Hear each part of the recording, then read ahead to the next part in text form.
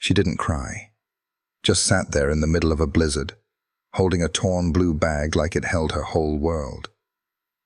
I don't know why I stopped. I just knew I couldn't walk past her. They say dogs don't remember much, but I do. Because that day, a little girl whispered, "They blamed me." They say a dog forgets, that once the training ends and the uniform's folded, we let it all go. Names, orders, the sound of boots in rhythm. Maybe that's true for some, not for me. I remember.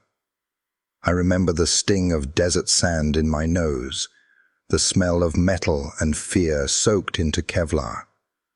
I remember the pop of distant fire and the quiet moments in between, when all you could hear was breath, yours and the man beside you. And I remember the day I was told I was done. Retired, they called it, but no one asked me if I wanted to stop serving. Now I walk beside Dylan Carter. He's not my handler, not officially. We met after it all fell apart. He needed something to keep him grounded. I needed a reason to keep walking, so we did it together, just the two of us, pacing the frozen streets of Stillwater, Minnesota, like ghosts that never quite made it out of the battlefield. That night, the snow had teeth. It bit at our faces and howled down the alleyways, like it was trying to bury the town whole. Dylan had his scarf pulled high, the wool stiff with frost. He didn't speak, just kept moving, one boot after another. That's how it usually went. We didn't talk much. We just walked. But I smelled it first. Not a scent I could place at first. Not food, not blood, not danger. Something softer, sadder, like cotton soaked in tears. I stopped cold, ears twitching. Dylan took another 2 steps before realizing I wasn't with him. "Bruno?" he said, voice muffled behind the scarf. I didn't answer. I turned left toward the park. He followed. He always did. The bench was nearly swallowed by the snow. Just a lump in the whiteness. A shadow that didn't belong. But as I crept closer, I saw the outline.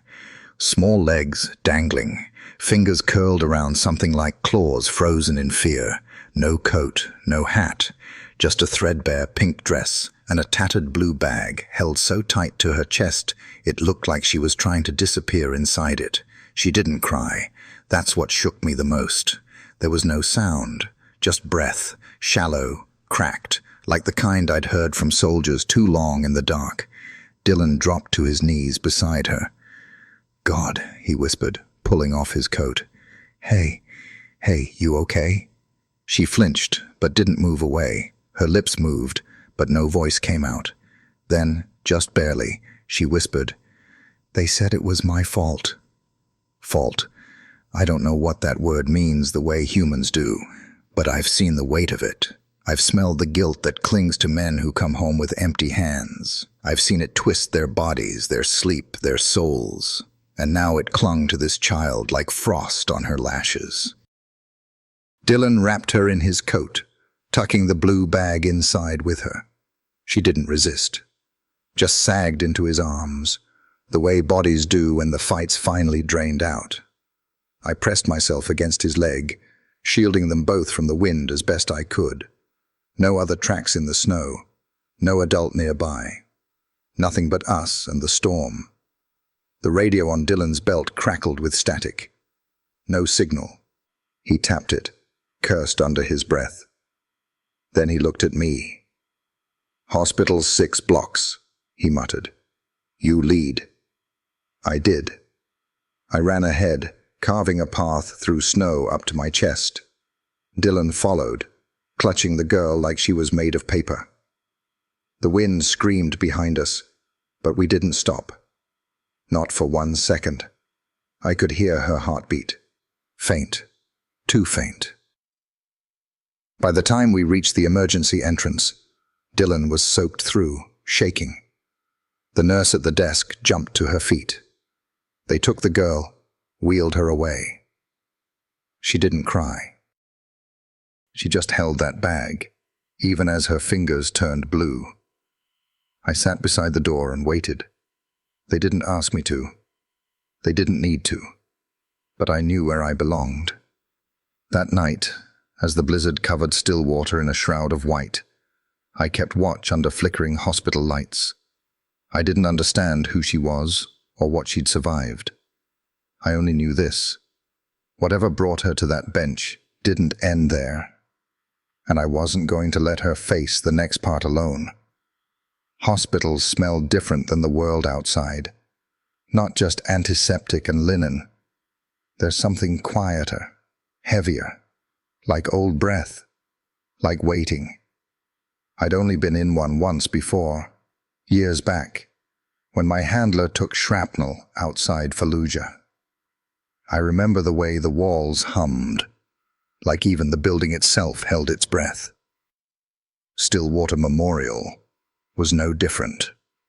Small, square, and tired.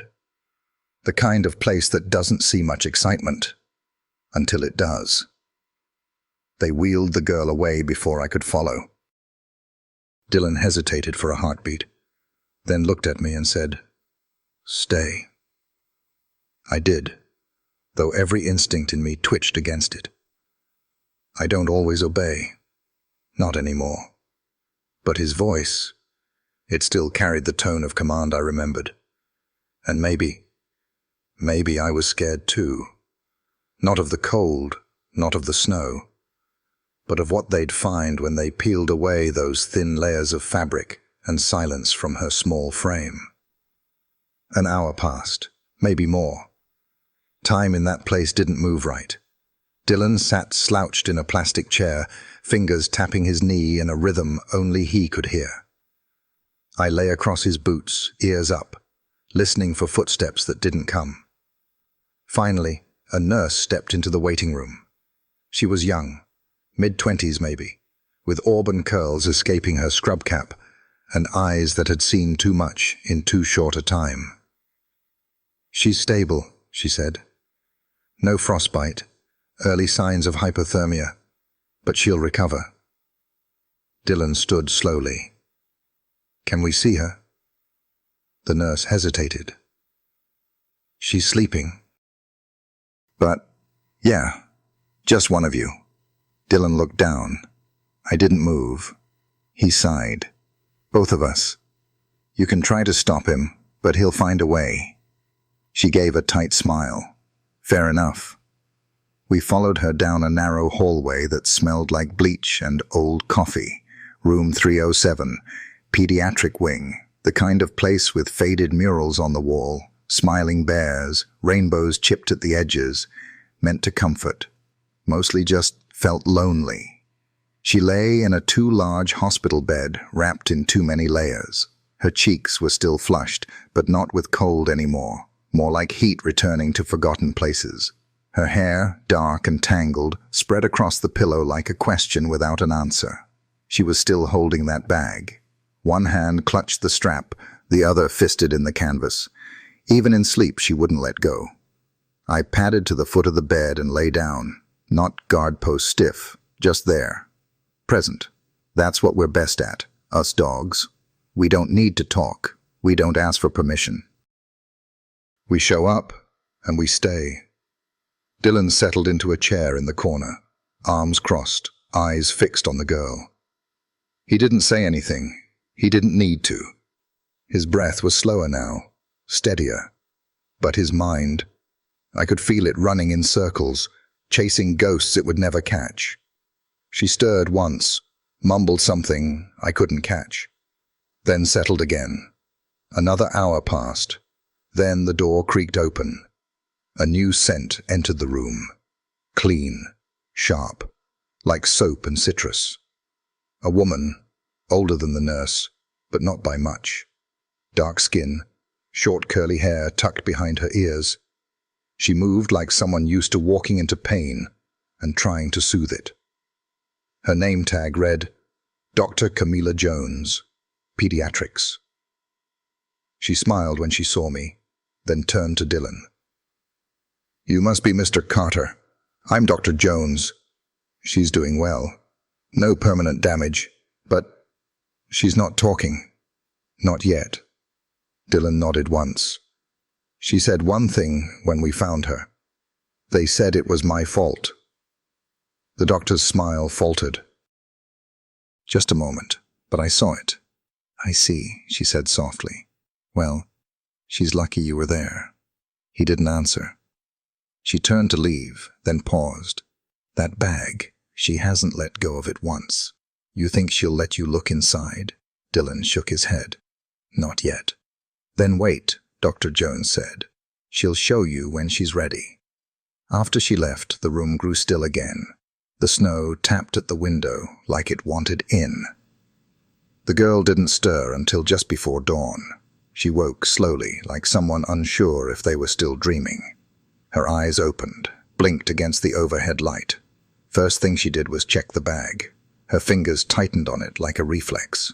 Once satisfied, she finally looked around. When her gaze found Dylan, she froze. He raised his hands, palms out. "You're safe," he said gently. She didn't answer. I lifted my head and crawled forward, placing my chin near her knee. She blinked, then slowly, carefully, reached out and touched my fur. It was light. Barely a brush. But I felt it, like the first warm breeze after a long winter. Not trust. Not yet. But maybe curiosity. She leaned in closer, then whispered something into my ear. "I won't lie to you. I didn't understand the words, but I understood the weight of them. The way her breath caught. The way her hand trembled. I wagged my tail once. She smiled. Just a little." Dylan stood and walked over slowly. "Can I sit?" he asked. She didn't respond, but she didn't shake her head either. He took that as permission and sat beside her bed. "What's your name?" he asked. Her eyes darted to the door, then to the bag. No reply. "Mine's Dylan," he said. "And this here is Bruno." She looked down, rubbing the edge of the strap between her fingers. "You were brave out there," he said. "Most grown-ups wouldn't have lasted the night." Still no response. Then without a word she opened the bag. Not all the way. Just enough to slip her small hand inside. She pulled out a teddy bear. Faded brown, one eye missing, a seam stitched with clumsy, uneven thread. She hugged it tight, then reached in again, pulled out a small spiral-bound notebook, water-damaged, edges curled, cover peeling. She held it out to Dylan. He took it gently, flipping through the pages. Childlike drawings. A girl, a woman, a house, a van, and in the back pocket, a folded note. Dylan unfolded it carefully. He read in silence, then swallowed hard. He handed it back to her. She returned it to the bag like it was treasure. Neither of them spoke, but something shifted in that room. I felt it. A crack in the wall. A thread of light. The girl, who hadn't made a sound all night, rested her head back against the pillow, one hand on the bear, the other curled in my fur. And I lay there, still and warm, anchoring her to the world. I didn't know where this was going yet, but I knew this. I was staying. Some things don't need to be taught. Like how a pup knows its mother's scent, or how when someone's broken in ways the world can't see, they look for something steady, something that won't flinch. That morning, lying on the linoleum floor by her bedside, I didn't know this little girl's name. Not yet. but she had already chosen me. The nurses came in and out with soft voices and careful steps. One tried to take the blue canvas bag once, just once.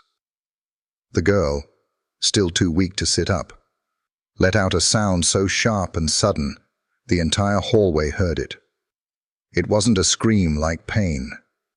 It was one of those cries that doesn't belong in a child's throat, like something ancient and broken trying to crawl out all at once. After that, they stopped asking. She kept the bag tucked under one arm, even when she slept. One hand always on the strap, the other curled near her cheek, like she needed to hold on to something or else she'd drift away. I didn't sleep that day. I just watched. Her breathing, her eyes, the way her tiny chest rose and fell, like it wasn't quite sure if it was allowed to rest. Dylan dozed off in the corner chair, his head tilted back against the wall, mouth slightly open. I could hear the tightness in his breath, the kind that comes from dreaming too hard about things you don't talk about when you're awake. Just after noon, the door opened again. I knew this person wasn't staff before I even saw her shoes. Her steps were too calm, too deliberate. No clipboard, no rushed apology. She carried silence, the way some carry weight. She was in her 40s, maybe. Dark curls cropped close to her head, silver at the edges. Her scrubs were pale blue, sleeves rolled to the elbow. Around her neck was a thin chain with a pendant I didn't recognize, and her hands, those were healer's hands. I knew the type. Firm, quiet, ready for anything. She paused when she saw me. Didn't flinch, didn't smile either. Just nodded like she knew I belonged there. "I'm Dr. Camilla Jones," she said softly, mostly to Dylan. "Pediatrics." He stood, rubbing sleep from his eyes. "Carter. Dylan Carter." "She's stable," the doctor said. "No frostbite. Minor tissue trauma from the cold, but nothing permanent. She'll be okay. Physically." Dylan nodded, arms crossed. "Mentally?" "She hasn't spoken since you brought her in." "Only to the dog." Her eyes flicked to me. Sometimes that's the safest voice they can trust. He looked down at the floor. She told him not to let anyone take her bag. Dr. Jones exhaled slowly, like she wasn't surprised. "Has she told you her name yet?" He shook his head. "She might not talk for a while. Not out loud, anyway." She looked at the bag, then back at Dylan. "That bag, it's the only thing she didn't give up on. It means something. She's using it to stay tethered. Let her keep it. Let her keep control." He didn't argue. "She's going to need someone consistent," Dr. Jones added. "Someone who doesn't leave. That's you, for now. I'm not family." She looked over at the girl, who was still asleep, her fingers curled tighter around the bag at the sound of our voices. "She doesn't seem to care." And just like that, the doctor left. Hours passed. I stayed where I was. Even when they brought food, even when Dylan tried to coax me to the corner, I didn't move. She had chosen me. I wasn't going anywhere. Just after dusk, the girl stirred again. She didn't sit up, didn't speak. She simply rolled slightly to her side and reached her fingers toward my head. I nudged closer, resting my muzzle against the edge of her pillow. She touched the fur behind my ear, lightly, like she was checking to make sure I was still real. Then she did something I hadn't expected. She smiled. It was small, barely there, but it was real. It cracked through the bruises under her eyes and the lines that didn't belong on a child's face. It cracked through the weight she wasn't supposed to carry. And it reached me, somewhere deep inside, where the war hadn't taken everything. Dylan spoke again. He was trying, gently, slowly. "Do you remember your name?" The girl looked at him. Her lips parted. But she didn't answer. "It's okay," he said. You don't have to say anything yet. She blinked once, then reached into the bag. Again, not wide, just enough to find what she was looking for. Out came the same teddy bear, brown, worn, one eye missing. She hugged it to her chest, then paused, looked at Dylan, and offered it forward. He took it carefully. Then she reached again. A notebook, spiral-bound, water-warped at the edges. She handed it to him with both hands. He opened it slowly, flipping past crayon drawings and stick figures. A house, a woman with long hair, a girl with a bag. In the back pocket, there was a note. He read it aloud. My name is Mia. I'm 5.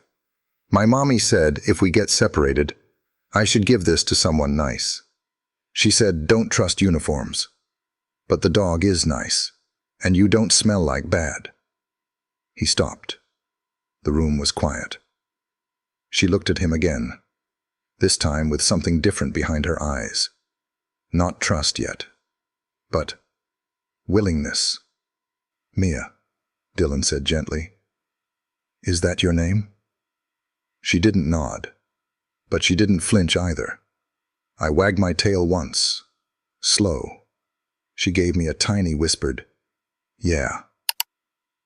That was the first time I heard her name spoken aloud. Mia. I held onto it like I used to hold my commands, like it mattered. Because it did. Names mean something. They mean someone is still here. They mean they didn't disappear. Dylan set the notebook down and looked at her. Thank you for trusting me with that. Mia didn't say anything, but she rested her hand on my paw, her fingers brushing the pad like she was tracing it. And I knew, in that quiet, flickering hospital room, with snow still falling outside, and the world feeling far too big for one small child, we had crossed a line together. I wasn't just her protector now. I was her anchor. I don't know much about paperwork. I never filled out a form or signed anything in my life, but I do know this. Paper can lie. I've seen men carry credentials that said hero, while their eyes said something else entirely. I've smelled the difference between a real medic and one pretending. The truth always has a weight to it, like metal. And the lies, they smell cold, like oil and static. And that morning, I smelled a lie before it knocked. We'd been home from the hospital for 2 days. Dylan didn't say it out loud, but I knew we weren't supposed to be back so soon. Mia had been cleared to leave. No frostbite, no frost damage to her lungs, but her silence lingered. Still, when the nurse offered to hold her over until a social worker came, she'd clutched Dylan's coat like it was a raft in the middle of an ocean. So he brought her home, to our house, a little single story on the edge of Stillwater, quiet, just like him. She hadn't spoken since that first whisper at the hospital. Not to Dylan, not even to me, but she stayed close, always kept me in her line of sight. When she slept on the old couch, one hand was in my fur, the other curled around that blue canvas bag. Dylan called around the second morning, left messages, sheriff's office, CPS, a counselor contact from his old precinct in Minneapolis. No one picked up. Storms had knocked out some lines. Holidays had backed everything up. I didn't mind. I liked the quiet, the in-between. That third morning, while Mia traced lines on the hardwood with her finger and Dylan brewed burnt coffee, I smelled it. Cologne, cheap, over-applied. And something beneath it, plastic, ink, fake leather, then the knock. 3 raps. Not too loud, not too soft. Practiced. Dylan froze mid-pour. I stood. The air went still. He walked to the front door and glanced down at me. I gave no sound, but my ears were flat and my body low.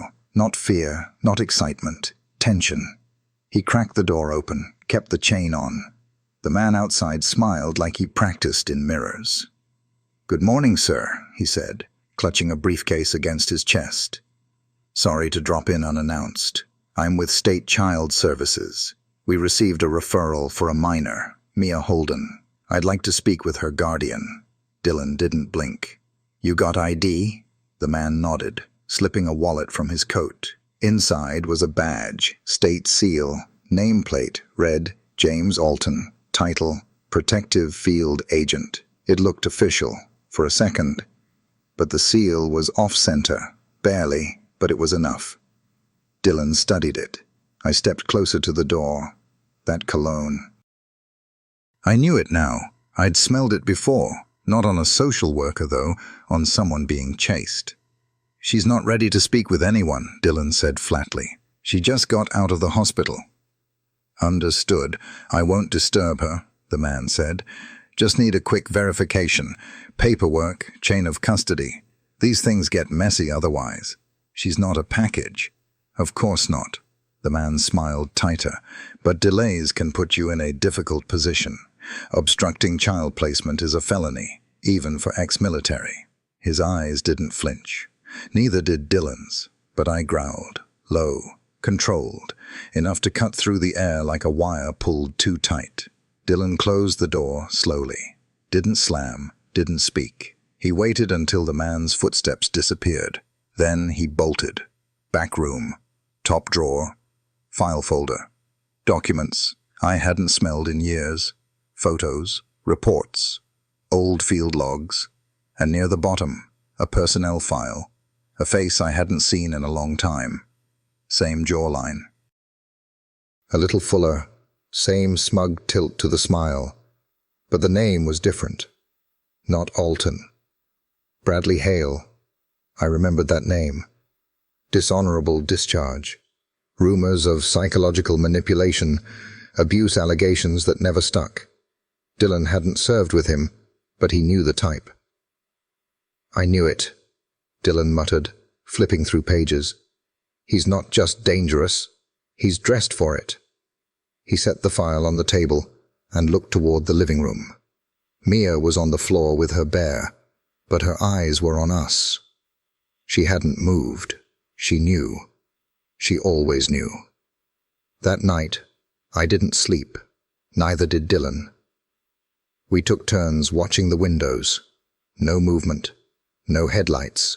Just wind curling through the eaves and the slow tick of the heater. Around midnight, Dylan pulled the blue bag from beside Mia and sat cross-legged on the floor. She was asleep, but her grip had loosened for the first time. He opened the notebook again, pages still damp, and there it was. Tucked between drawings of a van and what looked like a playground. A small piece of foil, crinkled, thin, embedded with a cheap recording chip, like the kind you find in novelty cards. A tiny black triangle was scratched onto it. Play button. Dylan hesitated, then pressed. Static. Then a voice. Soft. Woman. Cracked. "If you're hearing this, it means Mia made it out. My name is Rachel Holden. I'm her mother." Dylan froze. I laid my head across his thigh. "I don't know where she'll end up," the voice continued. "But please, whoever you are, protect her. We were running. He wasn't who he said he was. He's still looking. Don't trust the uniforms. Don't trust the badge." Silence. Dylan didn't move for a long time. Then he picked up his phone. "Nora," he said when the call connected. "He came to my door, said his name was James Alton." There was a pause, then a sharp inhale on the other end. "He came to my office 30 minutes ago," Nora said. "Asked about Mia, said you were being uncooperative, but I checked. There's no record of a James Alton in any state database." "He's Hale," Dylan said. "Bradley Hale." "God help us," she whispered. "We'll need proof. Paper trails. Enough for an injunction. I'll get it. When he hung up, I was already standing by the door. He didn't ask me to come, I always did, because some knocks aren't just a visit, they're a warning, and I've spent my whole life listening for them. There are scents you don't forget. Cordite, burnt oil, the iron sting of blood dried too long on concrete. But there's another kind, the kind people carry in silence. Grief has a scent. So does truth. That next morning, long before the sun dared rise, Dylan sat at the dining table, the blue canvas bag in front of him, and I curled by his feet. He hadn't slept, not even an hour. And Mia, she was still upstairs, curled in a tight crescent against the far wall of Dylan's spare bedroom. Her arms locked around that stuffed bear like it was the last thing in the world that hadn't lied to her. She didn't know we'd opened the bag, or maybe she did, and she let us anyway. The notebook was still damp at the corners, but the heater had softened its stiffness. Dylan turned its pages like they might fall apart if he breathed too hard. Childlike drawings lined each one. Mia's world rendered in looping circles and crooked stick figures. A house. A van. A woman with long brown hair, always drawn, holding Mia's hand, the blue bag slung across her shoulder. And then, wedged between two pages, was something new. A folded envelope. Blank. Not sealed. The edges curled, like it had been opened and closed too many times. Dylan slid it free and unfolded it with slow, careful hands. The letter was written in pencil. The handwriting was messy, uneven, too neat to be Mia's, too rough to be an adult's, likely dictated. He read aloud, voice low and dry. Dear Lady, my mom said if something happens, and I'm alone, to give this to someone kind. We had to leave our last place. She said don't trust uniforms. But Bruno isn't scary and you don't smell like bad. My name is Mia. I'm 5.5. Please don't throw my bag away. It has my whole life inside. He stopped there. Didn't speak for a long moment. I nudged his knee. He reached down and scratched behind my ear. Absent-minded. Like someone clinging to a habit when they don't know what else to do. Then, from upstairs, we heard a floorboard creak. Mia was awake. She didn't come down, not right away. Just padded softly across the upstairs landing. Her small feet like whispers on old wood. Dylan closed the notebook and placed it back in the bag. Gently, as if it were sacred, I stood and climbed the stairs. When I reached the top, she was sitting on the floor outside the bedroom door, bear in her lap, blue bag clutched close. She didn't flinch when she saw me, just reached out and ran her fingers down my muzzle. Then she whispered, "That man at the door, that's the one Mama said to run from." Her voice was a paper cut, small but sharp. I sat beside her, body warm against her side. Downstairs, Dylan was already grabbing his jacket and the keys. "I need to see something," he said when he saw us. "We're going for a drive." The roads were still half frozen, patches of slush hiding under thin crusts of salt. Dylan's truck grumbled to life, and I jumped into the passenger side.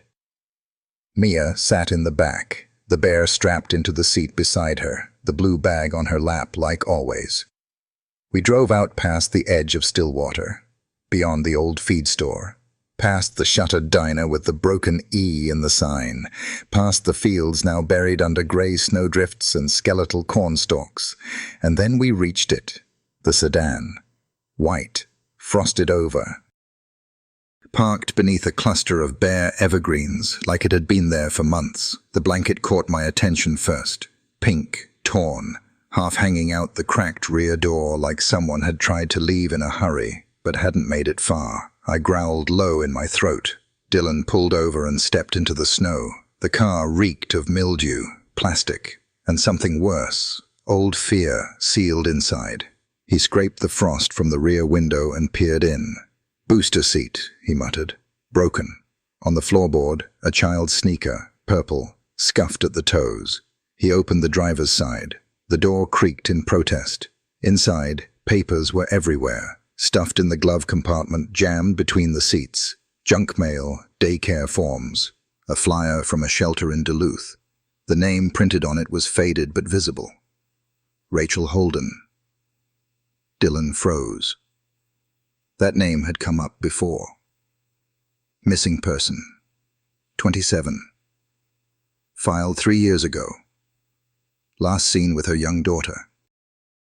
Reported harassment from a man claiming to be a state protective officer. The report had gone cold, until now.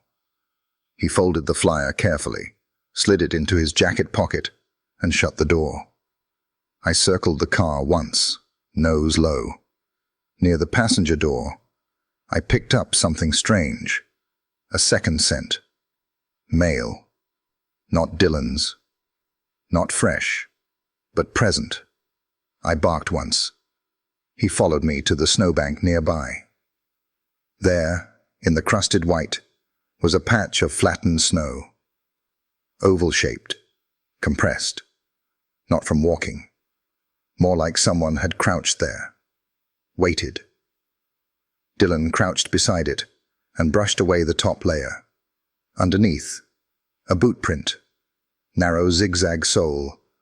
Not a child's. Not his. He pulled out his phone and snapped a photo. Then he stood, eyes scanning the trees. "We're not alone out here," he muttered. Back in the truck, Mia hadn't moved. But her eyes, they were wet now. "You okay?" Dylan asked softly. She didn't answer. Just hugged the bag tighter. When we got home, she went straight to the couch and curled up without a word. Dylan sat at the table, staring at nothing, fingers tapping the edge of the flyer. I lay at Mia's feet, feeling the small thrum of her heel twitching every few seconds, like her body was remembering something her mouth still wouldn't say. That night, when the heater kicked on and the storm outside returned with a slow, steady howl, I stayed awake beside her, because now we knew her name. Now we had her voice on a chip of foil. And now we knew the truth. She didn't get lost. She was being hunted. And I wasn't going to let them circle back. The snow that morning was different. Not soft, not quiet. It crunched under my paws, like it was trying to warn us, like it had seen things we hadn't yet. Wind rolled over the hills in long, hollow moans, and the clouds hung low like they'd forgotten how to lift. Dylan hadn't said a word since we got back from the sedan. He sat in the living room chair, turning the shelter flyer over and over in his hand. Rachel Holden. That name had settled into his chest like a stone. He wasn't a man who reacted quickly. Not anymore. He thought things through now. Sat with them. Let the weight build. It was how he kept from breaking. But I knew the signs. The tapping of his boot. The slow, rhythmic movement of his jaw. He was ready to move. Mia stayed close to me all morning, not clinging, just orbiting. Every time I shifted, she did too. She didn't speak, but her eyes watched everything. Dylan, the windows, the hallway, like she was waiting for the next knock, even if she didn't want to hear it. We didn't wait long. Just before lunch, Dylan stood up, grabbed the old field pack he hadn't touched in years, and opened the drawer under the kitchen sink. Inside, wrapped in an old oil rag, was a service pistol. It wasn't legal. Not in this house. Not anymore. But when he checked the chamber, loaded it, and tucked it beneath the waistband at his back, he didn't look nervous. He looked like someone who had decided that following rules was a privilege earned by a safer world. "Let's go," he said. Mia looked up. "Not you," Dylan added gently. "You stay here, with Bruno." Her eyes widened. The bear slipped in her lap. Then she whispered, "Don't go alone." Dylan froze. It was the first thing she'd said to him directly. "I won't," he promised. "I'm taking him." He looked at me. I was already standing. The scent trail was faint, but it was there. That second footprint, near the abandoned car. I had it locked in my nose. Male, mid-30s, cigarette smoke and pine sap, greasy wool, and old sweat. We followed it east, out past Stillwater's edge, where the hills turned into woods, and the woods turned into things people forgot. It was the kind of place folks used to hunt deer in, but not anymore. Not since people started finding empty trailers and traces of things they didn't want to name. We hiked for nearly 30 minutes. Dylan moved slow, methodical. I kept low to the snow. My tail was stiff, my ears twitching at every breeze. He trusted me to lead. I trusted him to act. Near the tree line, I stopped. There was a ridge, barely noticeable if you weren't trained to look for inconsistencies in terrain. But something was wrong. The snow here was packed too smooth, flattened, repeatedly, like it had been cleared. Buried again, cleared once more. I growled low. Dylan crouched beside me. His hand rested just behind my neck, and then we saw it. A clearing, open, wide, unnatural. It looked like a half-built construction site, but no one builds out here. Not legally. 3 trailers, different makes, one painted to blend in, another covered in camouflage tarp.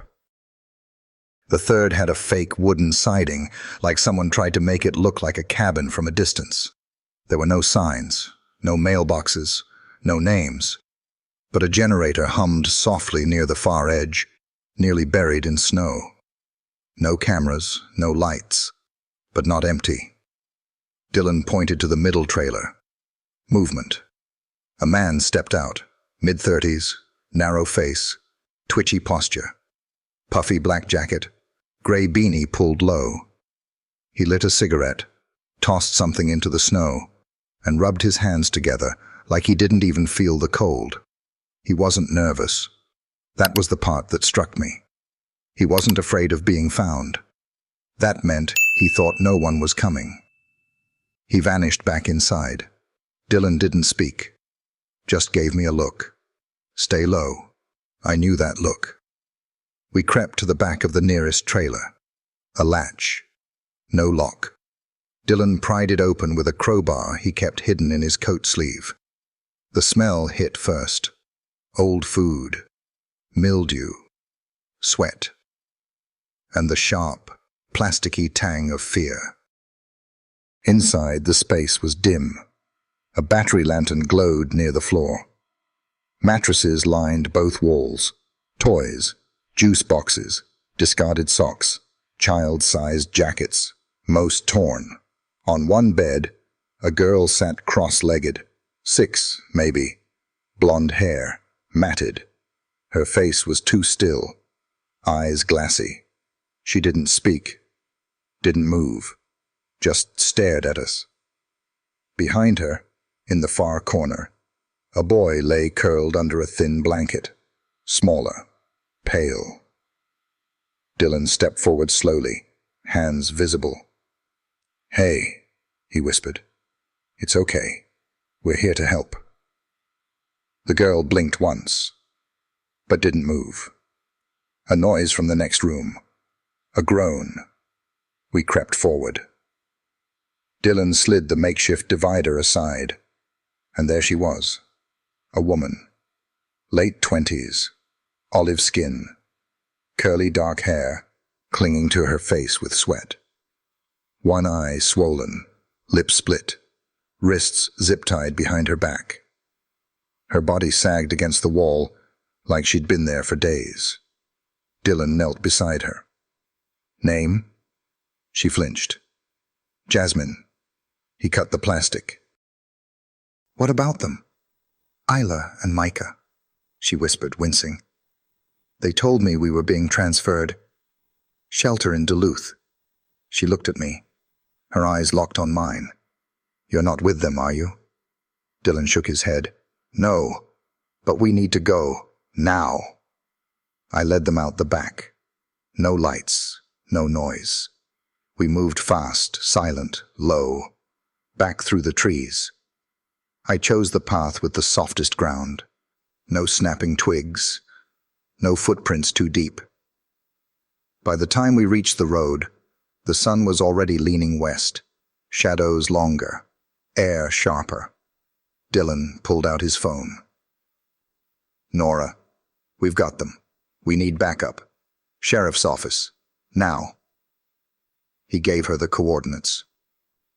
30 minutes later, the sheriff's SUV pulled up in a crunch of slush and gravel. Howard Mace. Old. Weathered. Not surprised. When he saw the kids, he didn't ask questions. He just nodded. "You did good." Jasmine clutched her son like she was afraid someone might still try to take him back. She looked at Dylan. "Thank you." He nodded once. I stood beside Mia's bear in the back seat of our truck, watching it all from a distance. They weren't the only ones taken. And Mia, wherever she was at that moment, curled up in our living room, staring at the door with wide, waiting eyes. She was never meant to be the last, but I was going to make sure she was. There's a kind of quiet that doesn't come from peace. It comes from too many things unsaid, too many truths coiled just beneath the surface. That was the quiet in our home the day after the rescue. No snowstorm this time. No howling wind. Just the stillness that follows when something is finally brought into the light. Jasmine and the children were safe, taken to the nearest hospital under the sheriff's escort. Nora Lynn, Stillwater's social worker, had already started the paperwork. They would be protected now, documented, counted, no longer hidden away. But Mia, she was still waiting. We returned home just before sunset. I led the way up the porch, ears twitching at every gust, eyes scanning rooftops and fence posts. Even with Hale gone, for now, I didn't let my guard down. Dylan didn't either. When he opened the door, Mia was sitting on the floor beside the couch, her stuffed bear propped on one knee like a soldier on watch. The blue bag rested against her leg. She looked up, and for a second, I saw something flicker in her eyes. Fear, yes, but also recognition. She knew we had found more. She could smell it on us, the cold, the fear, the leftover pieces of other kids who looked just like her. Dylan knelt beside her. "We found them," he said gently. "A mom. 2 kids. Like you." Mia didn't move. Then she reached forward, grabbed my ear, and pulled my face to hers. Not hard, just close. She pressed her forehead against mine. "You're my brother now," she whispered. And that did something to me. Something I didn't expect. I've been called a tool, a weapon, a unit. I've worn Kevlar. I've sniffed for bombs under trucks and bodies in alleys. But no one had ever called me that. Brother. I licked her hand once, and she smiled. That night, Dylan got a call. Nora again. "The state's preparing formal charges against Hale," she said. "They want Mia to testify. Not today, Not even this week, but soon. Dylan didn't respond for a long time. Then he asked, "What if she's not ready?" "She'll never be ready," Nora said. "But if she's willing, she won't be alone up there." And she wasn't. The Stillwater courthouse looked like every other small-town courthouse in America. Old bricks, gray steps, a flag outside stiff in the cold wind. But that day, it held something different. Not just a trial. Not just a man in handcuffs facing a wall of accusations. It held the weight of silence, finally being broken. Mia sat near the front, legs dangling from a too-tall chair, hands clenched in her lap. She wore a navy blue dress with a thick cardigan, her hair pinned back with a silver clip shaped like a star. Her face was pale, but her back was straight. She held the bag. Of course she did. They'd tried to convince her to leave it in the lobby. She'd said no. Dylan and I stood nearby. He wore his old service coat. I wore a new vest, navy, with a white patch across the side. Emotional support animal, authorized. It had taken letters, meetings, a signed affidavit. But Nora made it happen. "You walk her to the stand," she'd said. "Let the jury see the truth, even if Mia can't speak it." The courtroom quieted as the bailiff called her name. She stood. Didn't hesitate. She walked forward, each step deliberate. The bear zipped into the bag, her hand clutching my leash. I matched her pace. Step for step. No bark, no tail wag, only presence. At the stand, the judge nodded. "You may bring the animal forward." That was all I needed. I lay at her feet as she climbed into the chair, legs still not reaching the floor. She looked at the judge, then down, then finally toward the defense table. Bradley Hale sat there, hands cuffed, clean suit, hair combed, but nothing could cover his eyes. Cold, flat, familiar. He didn't look at Mia, not really. He looked past her, like she wasn't there, but she saw him, and her voice, quiet, fragile, cut through the silence. He said I was supposed to go with him. The room didn't breathe. My mommy said not to open the door, but he came in anyway. He took her. She didn't cry. She just looked at him, then at me. I lifted my head and gave a short, sharp bark. No growl, no threat, just confirmation. That bark echoed louder than any gavel. The prosecutor, Catherine Moore, stood slowly. She was a tall woman with iron-gray hair and a voice like winter stone. "Mia," she said gently, "do you see the man who came into your home that day?" Mia nodded. "Can you point to him?" She lifted her hand. Didn't shake. Didn't waver. She pointed to Hale. "That's him." There was an audible exhale in the room. Someone began to clap, softly, instinctively, before the judge raised his hand and restored order. "That's enough," he said. "But note this. The record will reflect the animal's role in providing emotional stability during testimony." That night, we didn't go home. We stayed in a guest room above Nora's office. Safer, quieter. Mia curled up on a cot with her bag under her pillow. I lay against the door, and as the moon slipped between clouds outside the window, I listened to the rhythm of her breath as she slept. No nightmares, no whimpers, just sleep. The kind she hadn't had in weeks. I didn't close my eyes, not yet. But for the first time, I let the tension leave my shoulders. Because the first real battle was over. And Mia, she hadn't just survived, she'd spoken. And no one could take that away. Spring doesn't arrive all at once in Minnesota. It creeps in, like a cautious guest, brushing ice from the window panes and nudging life back into the corners where winter had buried it. The snow still clung to the tree roots and shaded porches, But if you listened close, you could hear the ground starting to exhale again.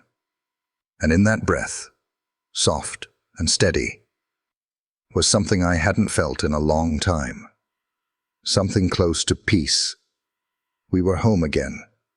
Not just back in the house, but in a new rhythm. One not built on survival, but on small, fragile routines. Mia started speaking more, not in full conversations, not with everyone, but with us, with me and Dylan.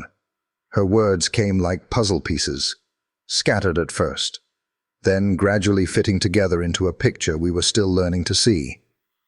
She called Dylan Eli now. Somewhere in her mind, she'd mixed his name with the one in her mother's letter, maybe trying to connect the safety she remembered with the safety she'd found. He didn't correct her. He never would. She still clung to the bag, but less now. Sometimes it sat on the table while she drew, sometimes on the couch when she napped. Sometimes it just stayed zipped beside her feet, resting instead of shielding. One morning, Dylan carved a sign from an old barn plank and nailed it above the porch steps. MIA Bruno's cabin. He didn't ask me first. Didn't need to.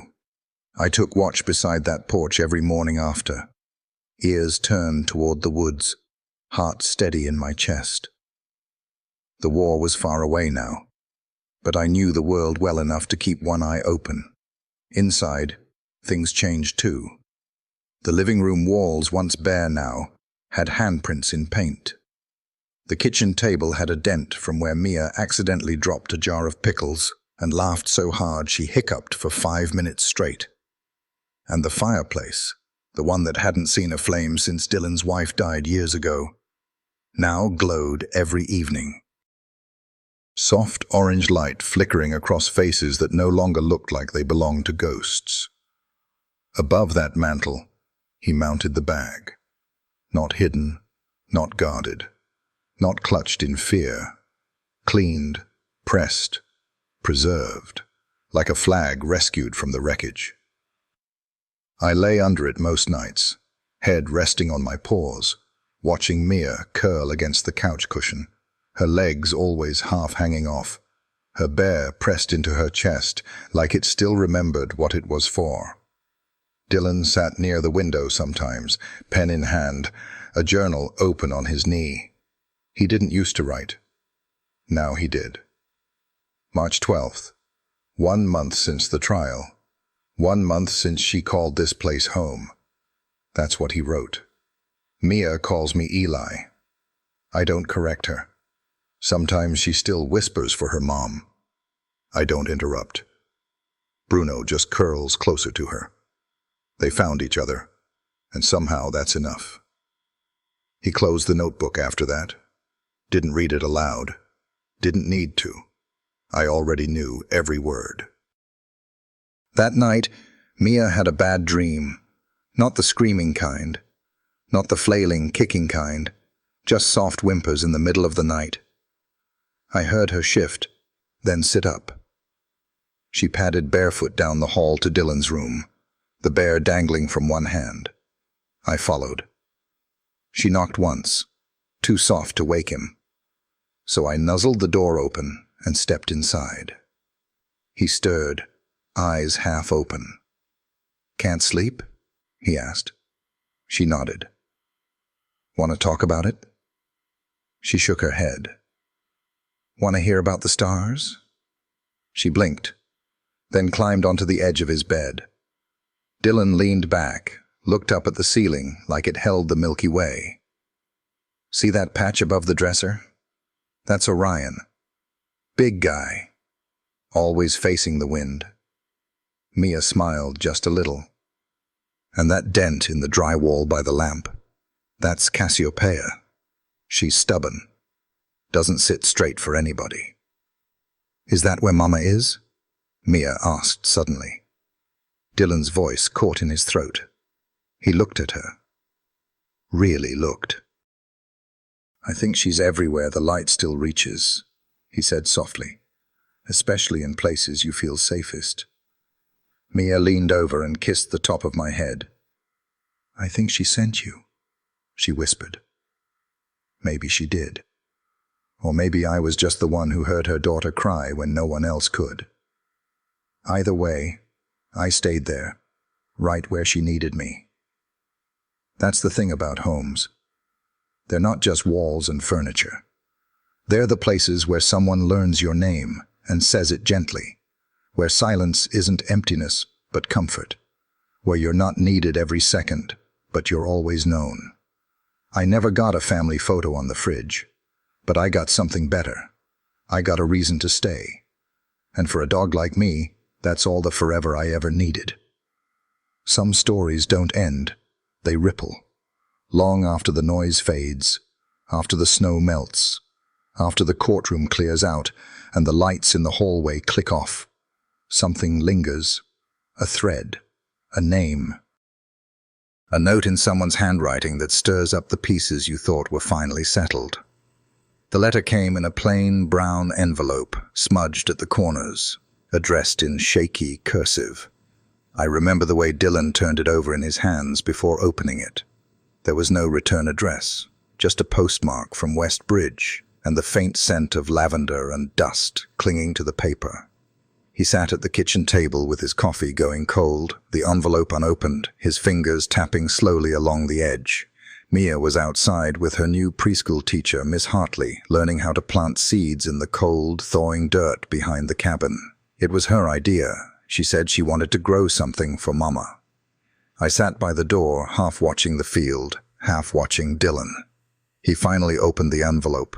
He didn't read it out loud, not right away, just held the page and let his eyes follow the lines, like they were too heavy to carry all at once. Then he looked at me. "She says the bag used to be her daughter's," he murmured. "She sewed the inside lining herself, years ago. Says she saw the trial on TV. Saw Mia. Said she knew the bag instantly." He rubbed the bridge of his nose. "Her name's June. June Holden. She thinks Mia might be her granddaughter." I didn't move. Not because I didn't understand, but because I did.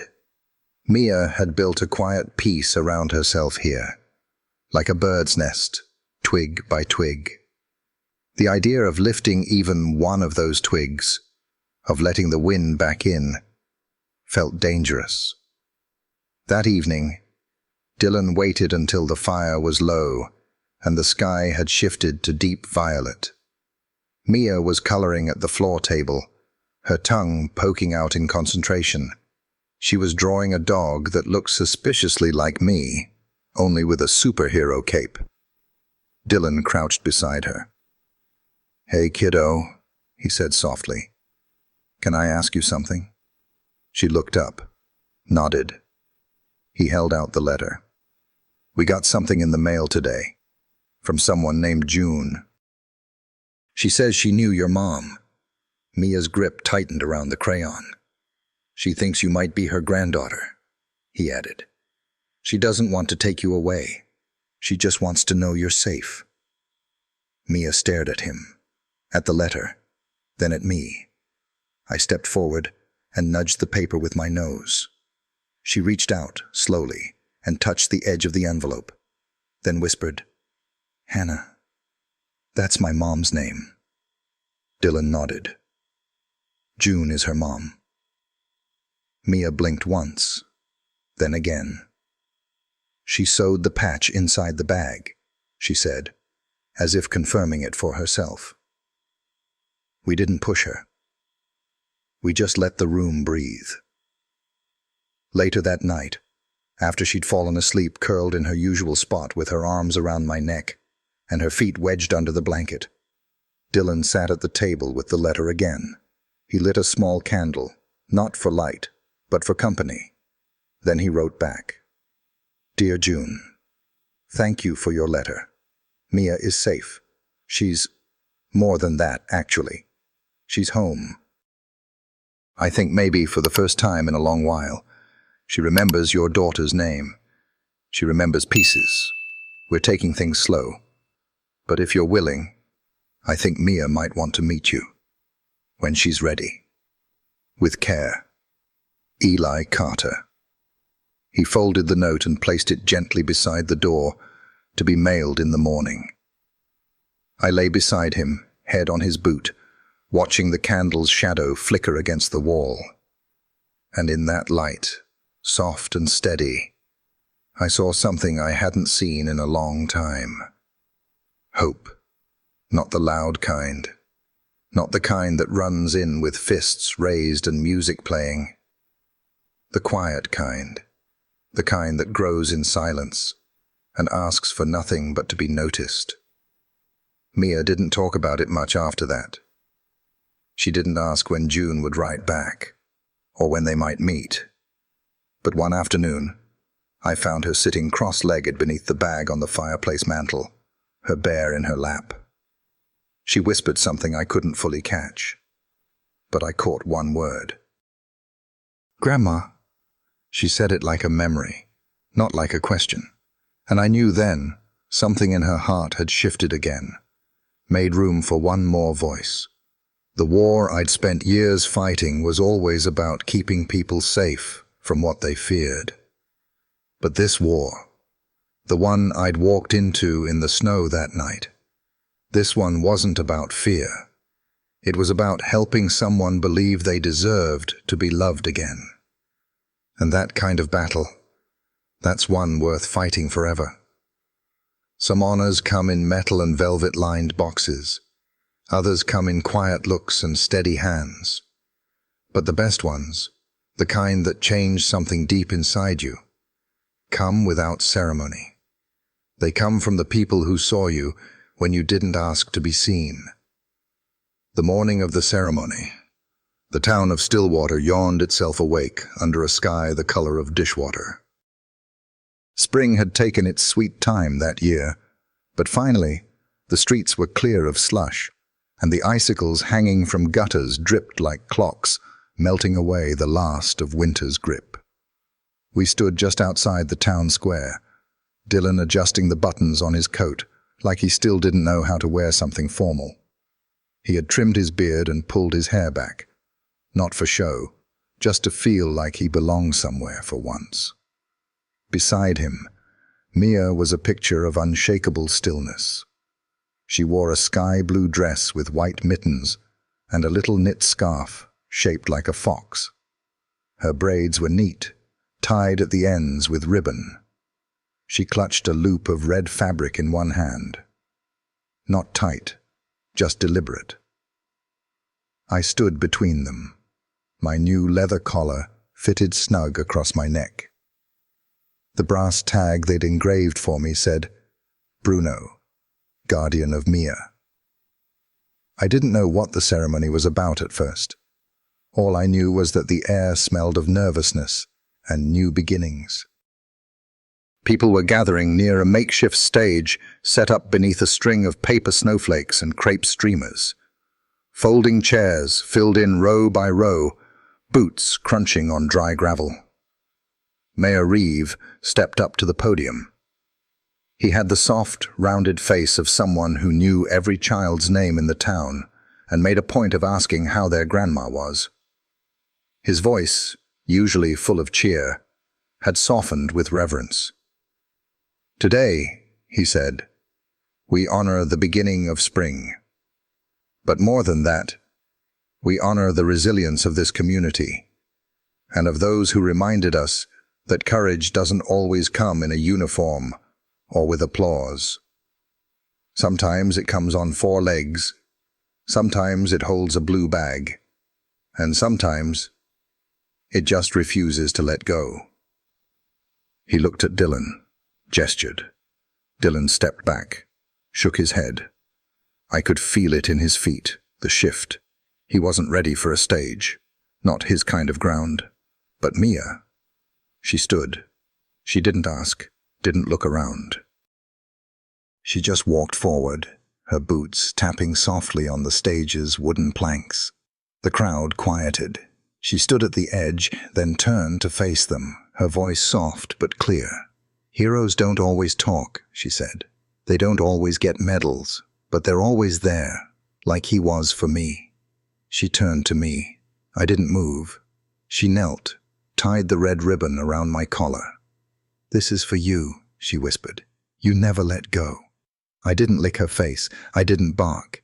I just leaned in, letting her forehead rest against mine. The first clap came from the back. Carla Dunn, the town librarian, her silver hair pinned back in its usual bun. Then the school janitor. Then the sheriff. Then the whole town. It wasn't wild or loud, just steady, like a heartbeat returning after holding still too long. Later that night, we sat around the fire back at the cabin.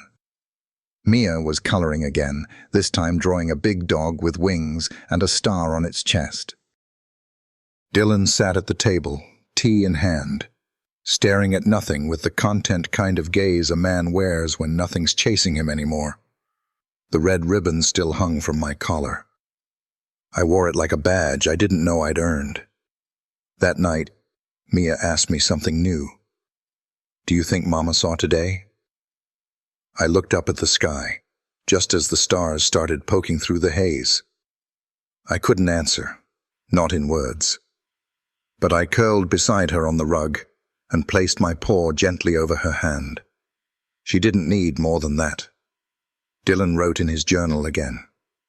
"Today, a little girl stood on a stage and reminded a whole town what bravery looks like, and she didn't do it alone. I used to think I was done being useful, that I'd done my service. But maybe that was just the first half. The second half was this home, this girl, this dog. Maybe not every war ends with a ceasefire. Sometimes it ends with a ribbon, a whisper, and a hand resting on fur." And in the soft glow of that fire, with the ribbon brushing lightly against my chest, and Mia's breathing slowing beside me, I finally believed it. Some battles are won just by staying. And I had stayed. There's a kind of stillness that comes after the loudest parts of life have passed. Not the numb kind, not the hollow echo you get after loss. This was different, like the earth itself was holding its breath, waiting to see what we'd plant in the silence. The snow was finally gone, even in the shadows. Mia sat out front most afternoons now, her knees muddy, her fingernails stained with the promise of things that hadn't bloomed yet. Miss Hartley had given her a little box of wildflower seeds. "For resilience," she'd said.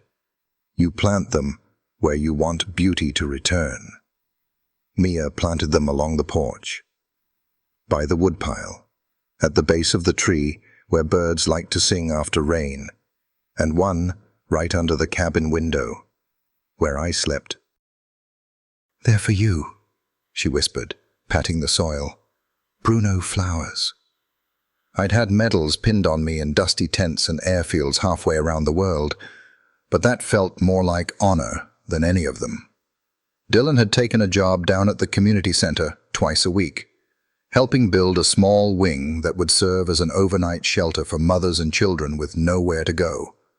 Folks were calling it the Lake Wing, after Rachel Holden.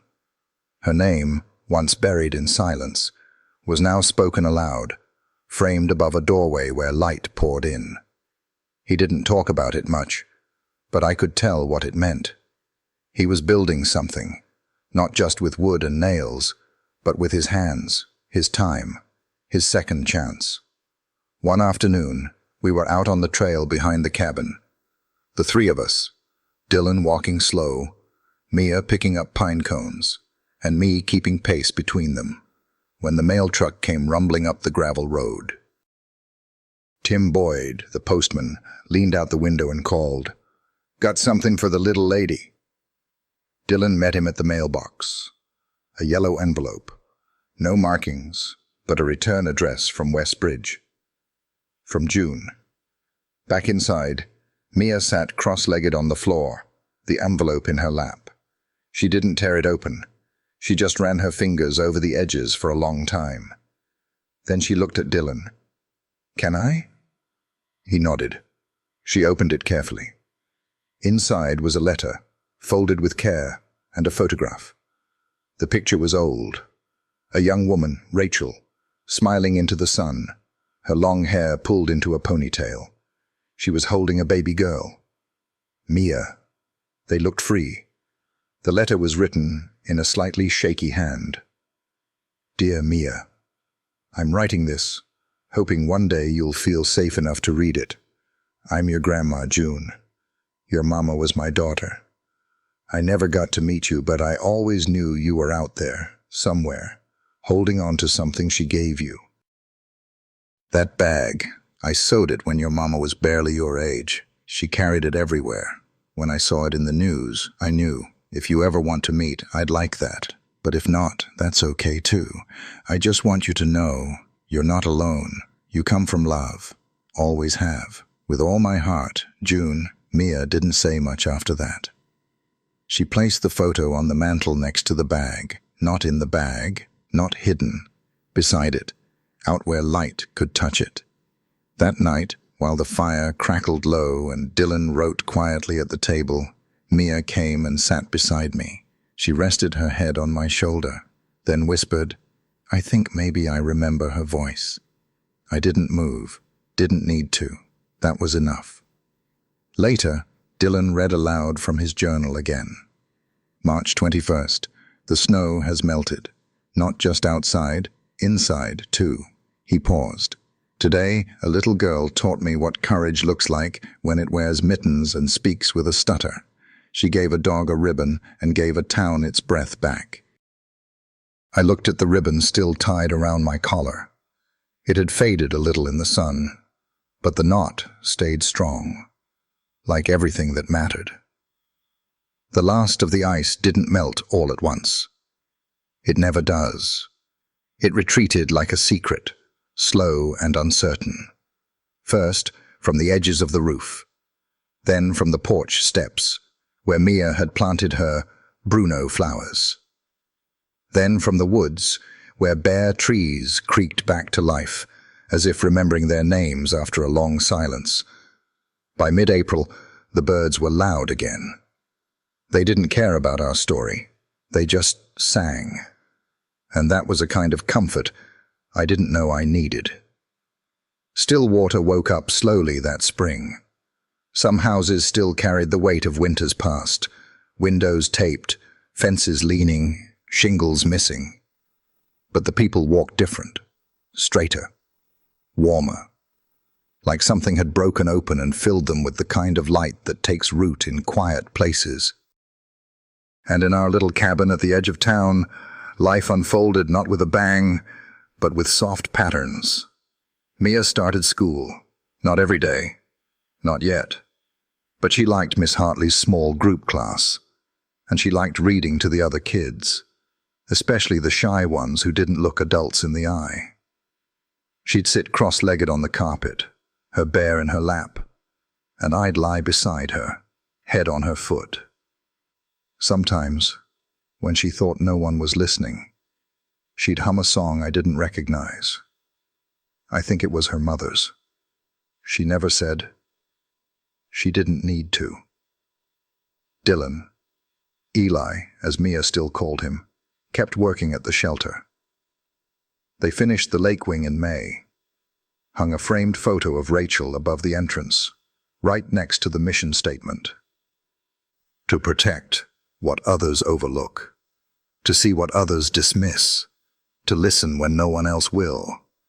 They didn't write my name on the wall, but I was in the photo.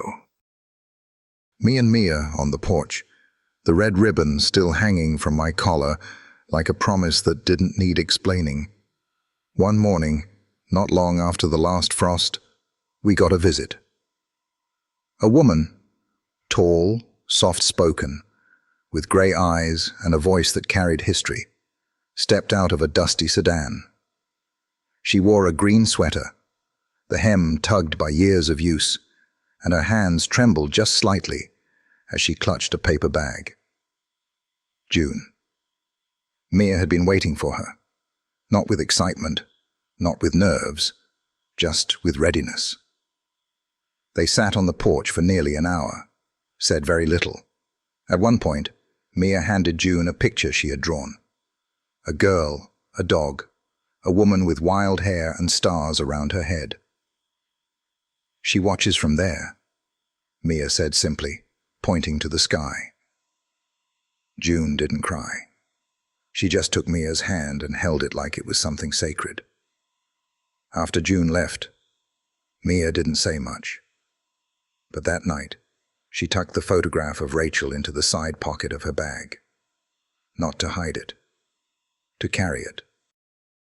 Time passed, the flowers bloomed. The town held a small festival that summer, called it Warm Paw Cold Nights, a fundraiser for the shelter. Someone printed my face on a flyer. Dylan groaned. I licked his elbow. They gave Mia a tiny microphone and asked her to say a few words. She didn't use it. She just stood in front of the crowd, held up her drawing again, and said, "Sometimes heroes don't bark. They just stay." That was enough. The sun was setting when we walked home that night, the sky painted in gold and tangerine. The grass tickled my paws. Mia walked ahead, her braid swinging, the bear in one hand, her free palm brushing against my back every few steps, just to make sure I was still there. I always was. At the cabin, she sat by the fire, drawing something new. Dylan poured tea. I curled up by the door. Later, when the lights were low and the crickets had taken over the quiet, Mia climbed into bed, looked at me and said, "I don't have to be brave every day, right?" I moved closer and rested my chin on the edge of her blanket. She nodded to herself. "Okay. Just most days then." She slept soundly. And for the first time in a long time, I let myself drift.